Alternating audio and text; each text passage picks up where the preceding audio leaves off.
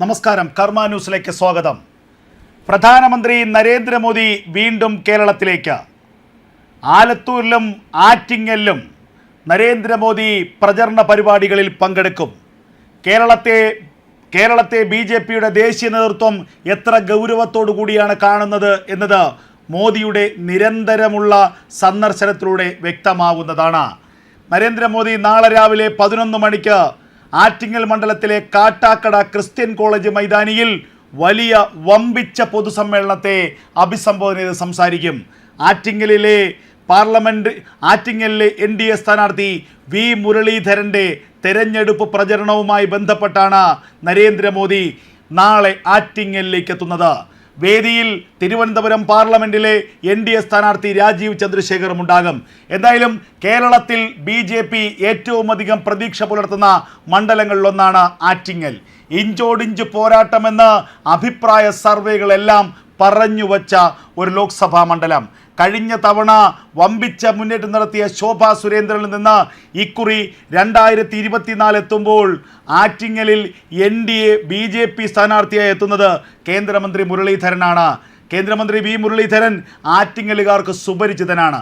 ആറ്റിങ്ങലിലെ ഇടത് വലത് മേധാവിത്വത്തെ പൂർണ്ണമായും ഇല്ലാതാക്കി ആറ്റിങ്ങലിൻ്റെ മണ്ണിൽ വലിയ ഒരു വിപ്ലവം സൃഷ്ടിക്കാനുള്ള ഒരുക്കത്തിലാണ് V മുരളീധരൻ. ഇത് വെറുതെ പുറമേ പറഞ്ഞു പോകുന്നതല്ല. V മുരളീധരൻ്റെ ഒരു പ്രവർത്തന ശൈലി നമുക്ക് കൃത്യമായി അറിയാം.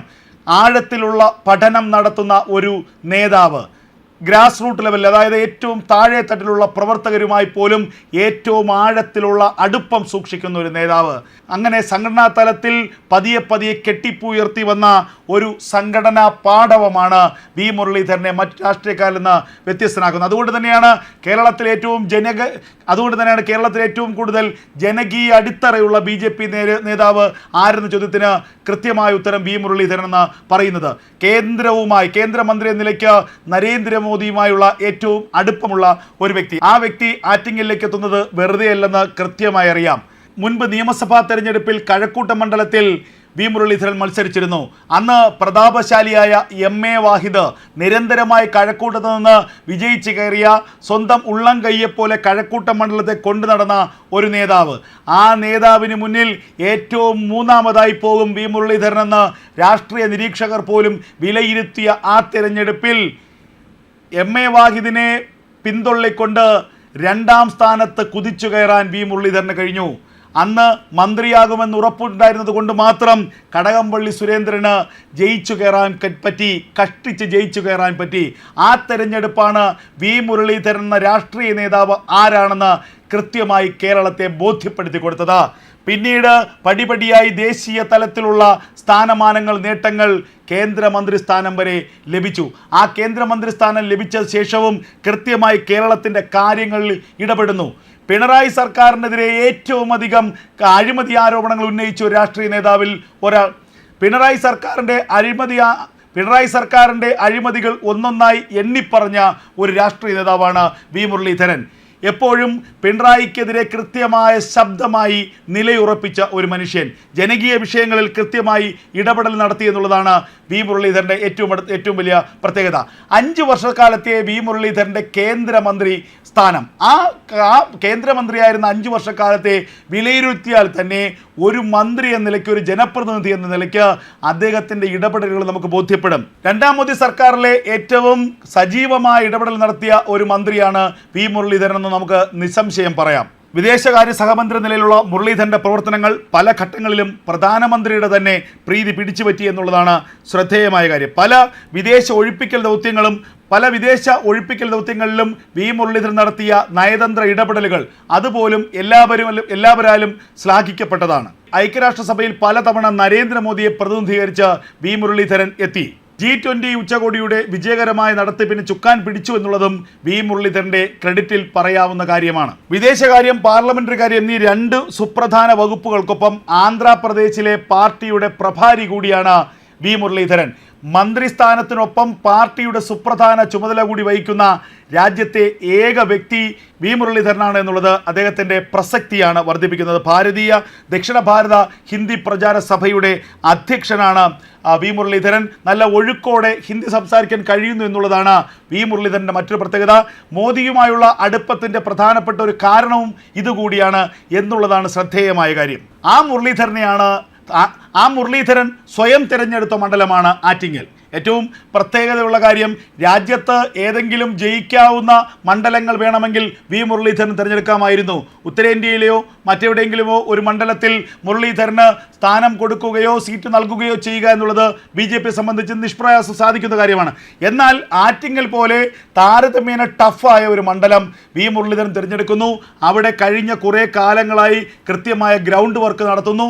ആ ഗ്രൗണ്ട് വർക്കിനൊടുവിൽ വി മുരളീധരൻ കളം പിടിക്കുന്നു എന്നുള്ളതാണ് ആറ്റിങ്ങലിൽ നിന്ന് ലഭിക്കുന്ന ഏറ്റവും പ്രധാനപ്പെട്ട കാര്യം. കാരണം കഴിഞ്ഞ തവണ 2,48,000 വോട്ടാണ് ശോഭാ സുരേന്ദ്രൻ ആറ്റിങ്ങലിൽ സമാഹരിച്ചത്.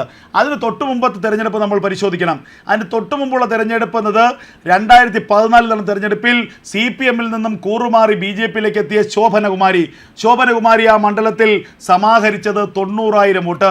അതിനും തൊട്ടു മുമ്പുള്ള ഒരു തെരഞ്ഞെടുപ്പ് നമ്മൾ നോക്കണം. BJP എവിടെ നിൽക്കുന്നു എന്നുള്ളത് നമുക്ക് അപ്പോൾ മനസ്സിലാവും. 40,000-ൽ താഴെ വോട്ട് മാത്രമുണ്ടായിരുന്ന ഒരു മണ്ഡലത്തെ ചുരുങ്ങിയ സമയം കൊണ്ട് 2,50,000-ഓളം വോട്ടെന്ന ഏറ്റവും സേഫായ ഒരു ഘട്ടത്തിലേക്ക് എത്തിക്കാൻ BJP കഴിഞ്ഞു. BJP-യുടെ വളർച്ച അവിടെയാണ് നമ്മൾ ചിന്തിക്കേണ്ടത്. BJP ക്രമാനുഗതമായി കൊണ്ടുവരുന്ന ആ വളർച്ച ശ്രദ്ധേയമായ കാര്യമാണ്. ആ വളർച്ചയ്ക്ക് കൃത്യമായ കാര്യമുണ്ട്. ആ വളർച്ച എന്നത് താഴെ തട്ട് മുതലുള്ള പ്രവർത്തകരുടെ ഒരു വിയർപ്പിൻ്റെ കൂടി വിലയാണ്. അങ്ങനെ സംഘടനാ തലത്തിൽ ശക്തമായ ഒരു സാന്നിധ്യം ആറ്റിങ്ങലിൽ BJP-ക്കുണ്ട്. സംഘടനാ തലത്തിൽ ശക്തമായ ഒരു സാന്നിധ്യം BJP-ക്ക് ആറ്റിങ്ങലിലുണ്ട്. 2,50,000 വോട്ട് എന്നത് BJP കൃത്യമായുള്ള വോട്ടാണ്. ആ വോട്ട് കഴിഞ്ഞ 5 വർഷക്കാലത്തെ മോദിയുടെ പ്രവർത്തനത്തിലൂടെ വർദ്ധിപ്പിക്കാൻ കഴിയും. അതുമാത്രവുമല്ല, ഇക്കുറി മോദി തന്നെ എന്നുള്ളത് ഏറെക്കുറെ എല്ലാവരും ഉറപ്പിച്ച കാര്യമാണ്. അപ്പോൾ മോദി മന്ത്രിസഭയിൽ ആറ്റിങ്ങലിൽ നിന്ന് ഒരു ജനപ്രതിനിധി BJP-ക്ക് NDA-ക്ക് ഉണ്ടായാൽ ആ മോദി മന്ത്രിസഭയിലെ സുപ്രധാന വകുപ്പുകൾ കൈകാര്യം ചെയ്യുന്ന ഒരു കേന്ദ്ര ക്യാബിനറ്റ് മന്ത്രിയാകും വി മുരളീധരൻ എന്ന കാര്യത്തിൽ ആർക്കും തന്നെ സംശയമില്ല. അങ്ങനെ ഒരു വ്യക്തി ഞങ്ങളുടെ MP ആകണമെന്ന് ആറ്റിങ്ങലുകാർ ചിന്തിച്ചാൽ വി മുരളീധരൻ്റെ വിജയം ഉറപ്പാണ്. അടൂർ പ്രകാശിന് കോൺഗ്രസിനുള്ളിൽ നിന്ന് തന്നെ ശക്തമായ എതിർപ്പുകളുണ്ട്. അതുമാത്രവുമല്ല, വർക്കൽ MLA ആയ വി ജോയിയോ അല്ലെങ്കിൽ അടൂർ പ്രകാശോ ആര് പോയാലും പ്രതിപക്ഷ സ്ഥാനത്തിരിക്കാൻ മാത്രമേ കഴിയുകയുള്ളൂ. അതുമാത്രവുമല്ല, ഈ രണ്ടുപേരിൽ ആര് ജയിച്ചാലും ഒരാളെ ആയിരിക്കും അവർ നേതാവെന്ന് വിളിക്കേണ്ടത്. അത് രാഹുൽ ഗാന്ധി ആയിരിക്കും.